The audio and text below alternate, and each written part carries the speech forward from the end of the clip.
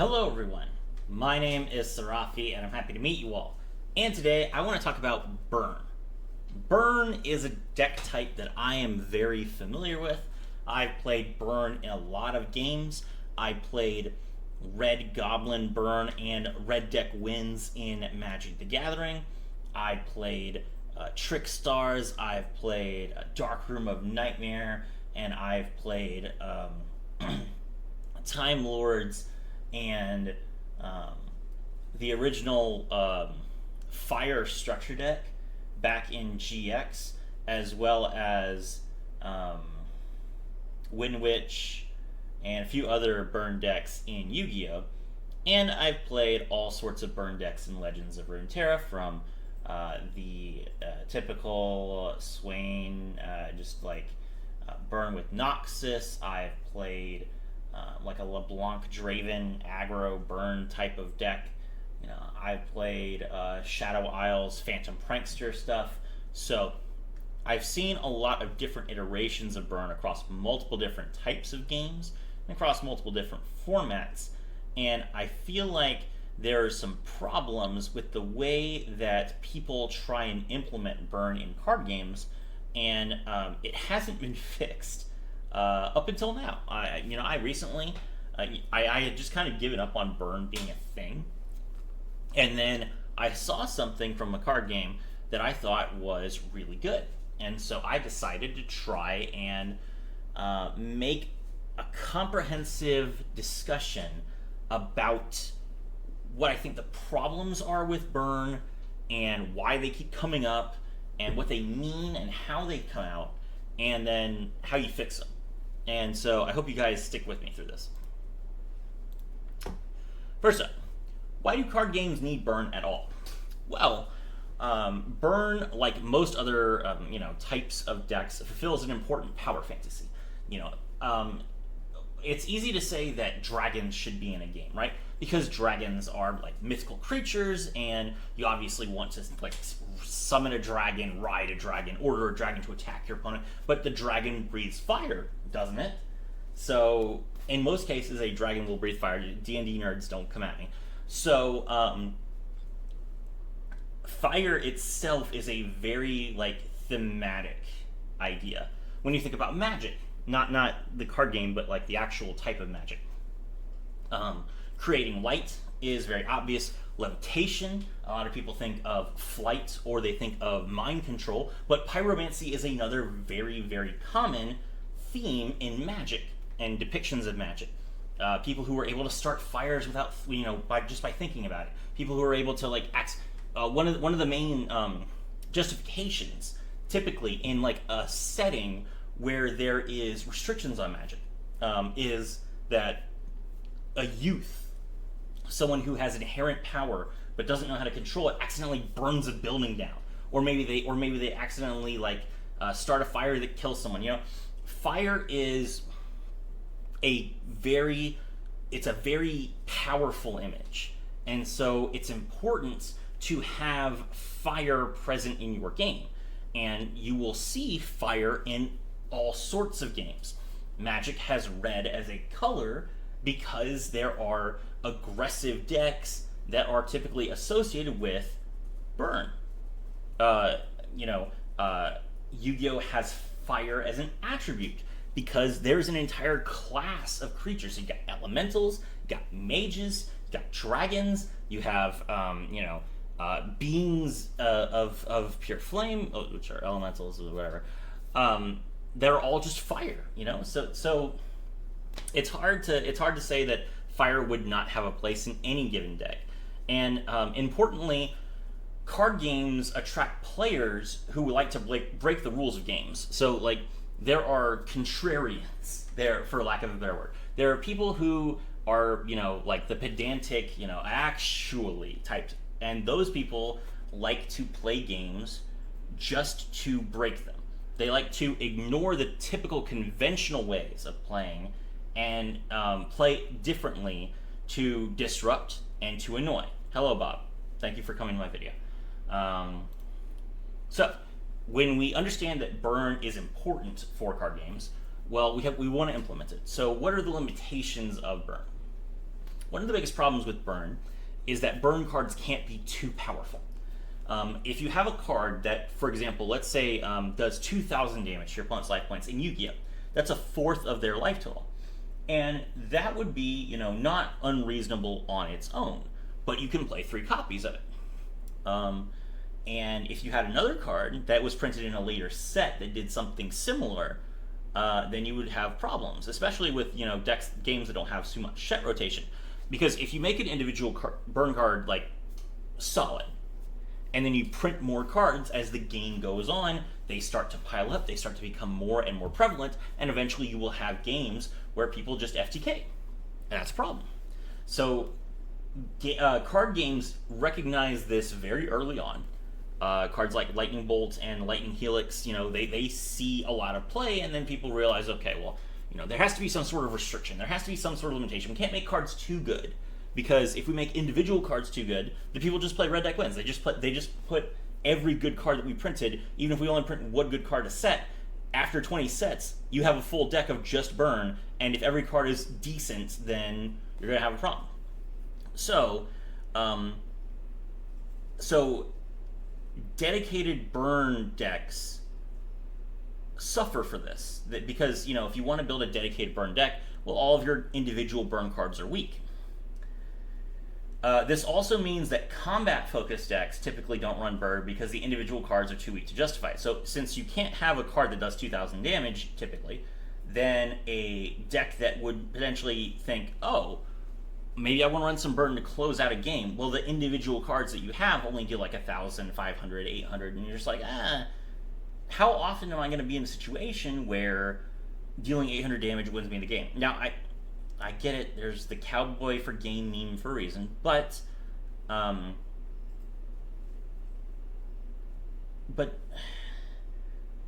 for the most part, people don't play cards like that. So you have a situation where a dedicated burn deck doesn't work because the burn cards are too weak to form a coherent strategy, and you have regular players not willing to play burn because the individual cards are too weak to justify it. So essentially, you have a situation where no one plays burn. Burn is in the game, but it doesn't go anywhere because you can't make the cards good enough, and the dedicated deck doesn't function because, well, we'll talk about it. So what's the burn player's experience? One of the big problems is that combat is seen as pointless. For a burn player, why do you want to fight? Why do you want to go into the battle phase? Why do you want to summon creatures? They don't burn, and you're trying to avoid fighting. That's the whole point of burning. Is like, I don't want to play fighting games. So, but the problem is for everyone else, everyone who's not the burn player, they're going to summon creatures. They're going to go into the battle phase. They're going to attack you. So if the burn player does not play enough units to protect themselves, they get run over. And if they do play, enough units to stall and drag the game out while they're trying to play their burn strategy, that dilutes their deck. And again, here's the problem. The more cards that you play to try and, engage in combat, keep yourself alive, the fewer burn cards you have. And that's a problem when the individual burn cards have to be weak. So there's a situation where one player is trying to play the game, the other player is trying to burn, and they just, it's incompatible. Actually, I understand that you guys have played burn before at an actual, in a video game, but if you try and sit at a table and you are looking at someone that you like, a friend, are you really going to have a good time with this person? You're sitting down to play a game for the purposes of having fun, bonding, being friends. Does it really translate into a fun experience for both of you when you're basically playing two separate games? One of you trying to summon a bunch of monsters, attack the other, and the other one building a wall and just being like, okay, give me 4 turns, maybe I'll be able to kill you with these cards that you can't respond to. No, it's not fun, and that's one of the main problems. Ultimately, card games are about fun. Burn is in the game to be fun, and yet it's too weak to be playable, which makes it degenerate. The burn player needs cards to survive, and they need cards to burn. Since the individual cards cannot be too good, they need a lot of cards. So they need to draw more cards. So now you need units, you need control, you need burn, and you need card draw. And here's the problem. Card game players have recognized this. And even though you see cards like... you will see cards that destroy cards and draw cards, like Unexpected Die. Unexpected Die is a trap card that lets you tribute a warrior to destroy a card on the field and draw a card. You have cards that destroy and draw. You have cards that summon and draw, like, what's a good example? Swordsman of Mogi, or Sword Soul of Mogi. Sword Soul of Mogi will summon a token, let you synchro, and then after it's gone, you get to draw a card. So there's summon and draw, there's search and draw. You have Sky Striker, Mobilize and Engage, which searches and then draws a card afterwards. Like, they will print all sorts of draw effects, but they will not print burn and draw. Burn and draw is, like, the most toxic combination, and card games avoid that like the plague, because, again, even if you have weak cards, even if the card only deals, like, 2 damage, or, 500 damage, if it also draws you a card, eventually you'll just be able to play your whole deck. It'll be burn, draw, burn, draw, burn, draw, burn, draw. So because they recognize the longevity of the game needs to be included, they try and avoid printing any at all, so they avoid setting a precedent, and they stop themselves from setting up, like, a problem 5 years in the future. This is a huge issue. So what does this turn into? The result of all this is that burn decks exist, and they're bad. Individual burn cards are tried to make individual burn cards better to entice combat players to use them. Like, for example, Super Dreadnought Railcan and Gustav Max. It's not a dedicated burn deck, but it has a few burn cards in it, and the idea is, okay, well, maybe you can make, like, this big train, you deal a little bit of burn damage, and then you make Libe, and you run your opponent over for the rest of it. Cool, that's an idea. But people don't play these cards, because they're typically too specific, or they don't provide enough burn for a combat player to use them. So, for example, Gustav Max. Yes, it's a train card, but trains themselves are niche. They're not good. People don't play trains, and it's a rank 10, so, like, other decks don't really find a whole lot of use out of them. So you might think, okay, 2,000 damage on a single card, this could be playable. Yes, it could, but it's too niche. It's too hard to make. If this was like a Link 3, then you would see a lot of people play it. And it would be a situation where, reasonably we could start looking at decks that can get to 6,000 instead of to 8,000 as potential, like, meta decks. But they don't want that either. So you're in a situation where you ask yourself, what is burn supposed to be? Burn is not a supplement to combat, because we don't print cards that could be put in, like, multiple decks, and it's not a dedicated strategy because they don't print burn and draw. So what is the point? Well, what ends up happening, and this is the most frustrating part of it, is that if the burn card is powerful enough to see use in combat, and if enough of them get printed over time, you do see people build FTK decks. I know that all of my Yu-Gi-Oh fans have seen at least one or two, YouTube highlight reels where a Master Duel player goes through, like, 9 sets of burn cards. Like, they'll play Gustav Max, they'll play, what is it called? Cupid Pitch, they'll play, Chronomaly Machu Mech.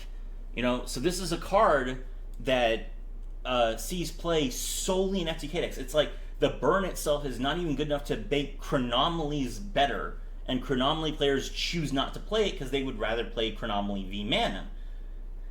So you have situations where the burn itself isn't useful. So people who actually could make burn cards choose to make other cards that are more useful to their strategy, and the only time people see burn is when it's a degenerate FTK deck, and that results in things like the most recent OCG ban list, where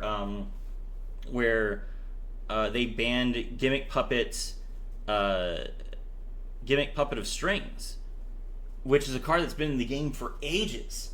It's literally been in the game for 10 or 12 years, never a problem. but they release new Gimmick Puppet support that focuses on burn, and suddenly people figure out how to FTK, and they're just like, okay, well, fine, we're gonna limit this card to 1, so you can't FTK. Well, then what was the point? What was the point of releasing a burn deck if we're not allowed to burn? And it's so frustrating. So nothing that the card game company intended is accomplished, and the very thing they hope to avoid, which is the FTK, will happen. So this is the problem. This is what we're looking at right here. It's legitimately, like, it doesn't matter which card game you look at, burn is weak, it is seen as degenerate, and the only time that it is even remotely viable is when someone is winning the game way earlier than they need to be. So what are the problems with burn? Well, I've said this multiple times. The individual cards have to be bad. That means you need too many of them to win. Combat is a chore, which you want to ignore, and it makes it less fun for both players. And then most importantly, this is the biggest problem burn has. Burn is an all or nothing game. You get no advantage for burning someone without FTKing them.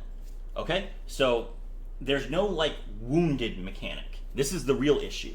In real life, if I shot you in the arm and we were having a sword fight, you would be crippled. There would be me taking that initiative gives me an advantage. That's what burn is supposed to feel like. It's supposed to feel like I have an edge because I did something extra before we started fighting. But that doesn't translate into anything because in Yu-Gi-Oh, OTKing is too easy. You don't need to burn someone for 500 because you'll kill them with 8,000 damage anyway.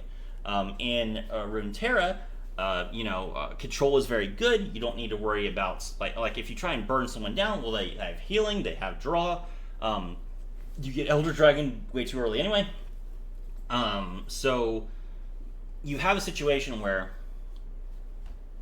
if you can't kill your opponent, then you did nothing. Whereas if they build a board, if they drew cards, if they made you discard cards, if they destroyed your lands in Magic Gathering, those things all have a huge impact on your resource game. And a burn player's resource game is already bad.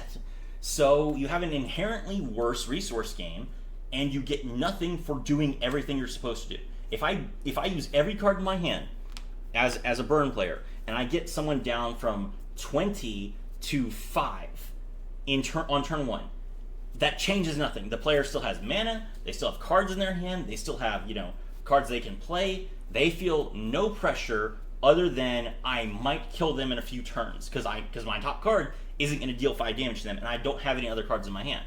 So that's the problem. Now, how do we address this? Well, Runeterra did an excellent job with the Path of Champions. Now, this is not a PvP focused area, but it was so impressive that I think this is the solution. We could genuinely implement this. Now, it can't go into like Legends of Runeterra or Yu-Gi-Oh or anything like that, but if you build a card game from the ground up with the intention of making burn a playable strategy that is not too powerful, you can do it. And here's how you do it.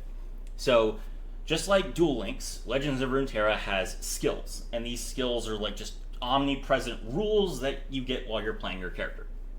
And Swain's skill is called Crush the Weak. Your first 3 spells or skills each round deal 1 extra damage for each 5 health the enemy nexus is missing. So there you go. That's the wounded mechanic that we're missing. Your individual burn cards can't be too powerful because that would let you win the game too quickly. But, and then the problem with that is that when you draw those burn cards later, they're still weak, so you still can't win the game off of them. And then you need more cards, and you don't have more cards. So the solution is ramping damage. The problem is not that there's too few cards being played. The problem is that those cards, since they have a static effect that's printed on them, would win the game too fast if they were too powerful. But we don't care about a burn player winning the game on turn 5. We care about the burn player winning the game on turn 1.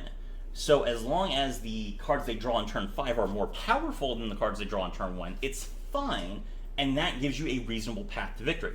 So what we can do is we can say, okay, I'm designing a card game, and in this card game, in the rules, it's just part of the game, just like how some people get mana at the start of the turn, just like how you draw a card every turn. We have this mechanic called Wounded, and it's just literally, if you've taken 25% of your health, then you take an additional 1 damage from your opponent's non-combat effects, or your units, and your units do too, that sort of thing.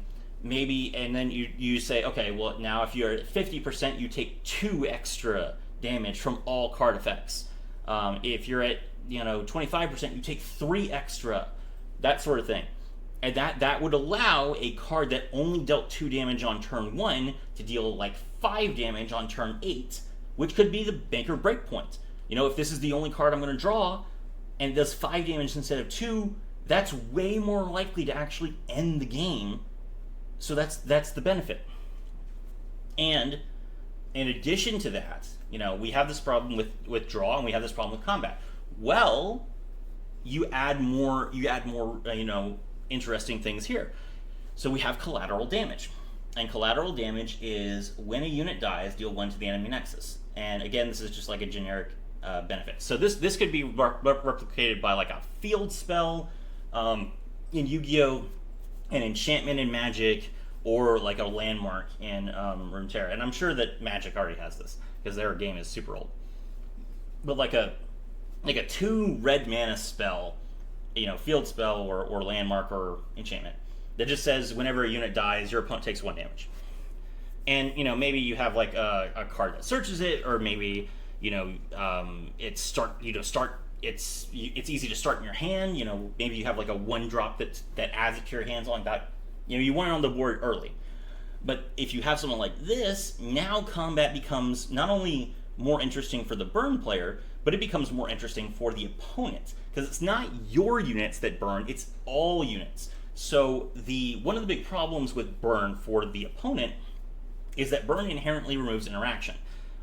If you have a card, if you have like a unit that has a negate, or if you have a unit that's like a 6/6 when it should be like a 3/3, there are all sorts of like tricks and all sorts of things that you put in your deck to make it special for when you're fighting other people, because that's typically what you're going to be doing. You're going to be fighting other people.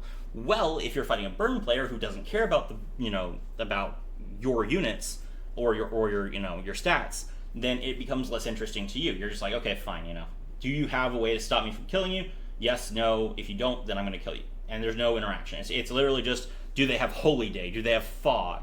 That sort of thing. Do they have negate attack? Exactly. Yeah. So, but if you have a situation where the burn player is encouraged to play like mid-level units, like maybe they want to play like a 3-mana 3/3, for example, or like a guy that has 2,000 attack points, and you just be like, okay, well, if you play a unit that's too weak, I can trade, and then it's less resources for me to make this generically good card. But if we trade, then you take 2 damage, or you take 1,000 damage, that sort of thing. Then that becomes more interesting for the other player, because now their ability is, okay, well, I have this card that raises my guy by like 2/2, which is important for me to win fights. I play it in my deck generically, but now it saves my life total.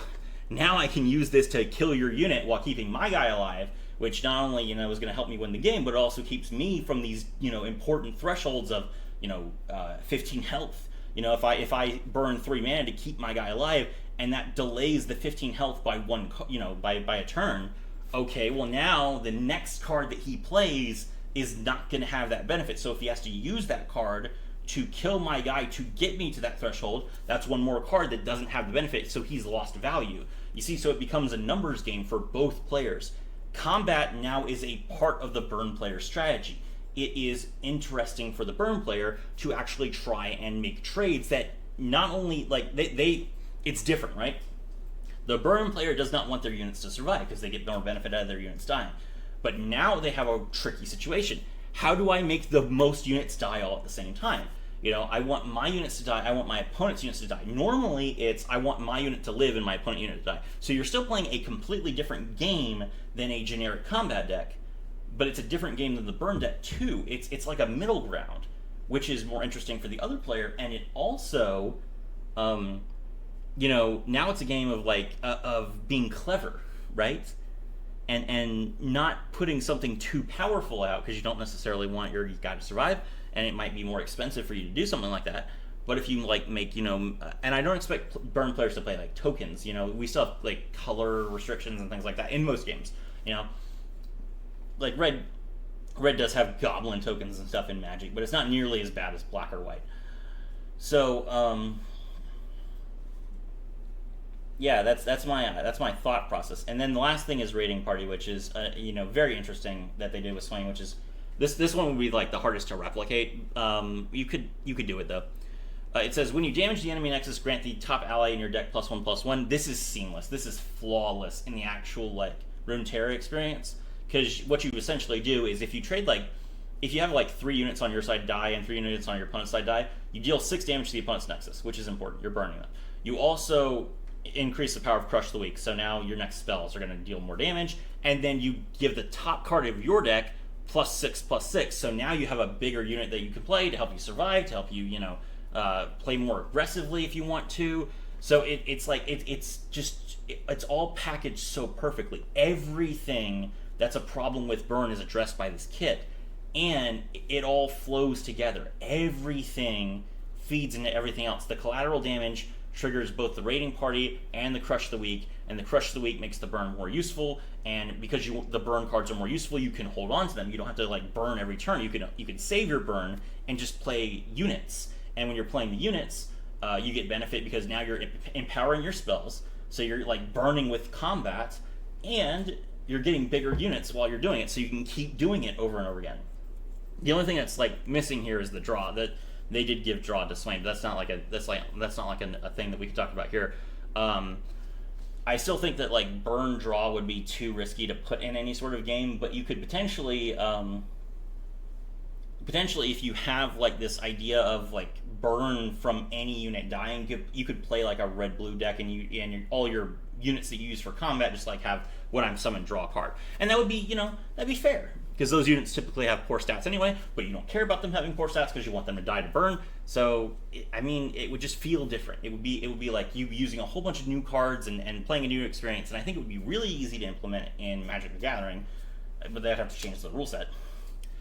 And if a new card game came out that had this wounded mechanic, this idea that burning someone does give you an incremental advantage that you can't that the other player can't escape from. Not only does that make burn more good, it also makes healing more good. And healing is something that also doesn't see a whole lot of play in most decks because it's not necessary. So if you have a situation where keeping your life total higher is good, that means you dedicate more cards in your deck to healing, which means that you have fewer cards that draw, which makes your deck less consistent, which makes your deck less good, so that makes control less annoying. So burn is supposed to keep control in check, and control is supposed to respond to burn by healing and by outvaluing. And when you have a situation where burn is weak, healing becomes less relevant, and then you have the situation where in a lot of card games where control and mid-range just kind of bleed together, and it's really hard to distinguish between a control deck and a mid-range deck because there's just no need for either the mid-range deck or the control deck to run healing because the burn is so weak. So that's what you got. So this is my thoughts. This is a long ramble, but I hope you guys enjoyed my discussion. My name is Sarathi, and I was thrilled to have all of you with me.